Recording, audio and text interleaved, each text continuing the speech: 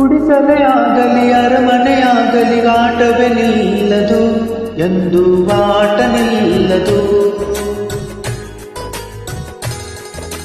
ಹಿರಿಯರೇ ಇರಲಿ ಕಿರಿಯರೇ ಬರಲಿ ಭೇದವೇ ತೋರದು, ಎಂದು ಭೇದ ತೋರದು.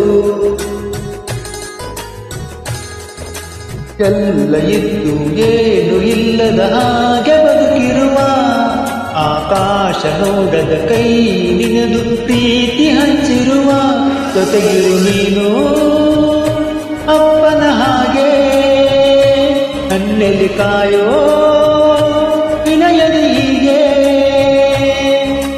ನಿನ್ನನ್ನು ಪಡೆದ ನಾವು ಪುನೀತ, ಬಾಳು ನಗು ನಗುತ್ತಾ.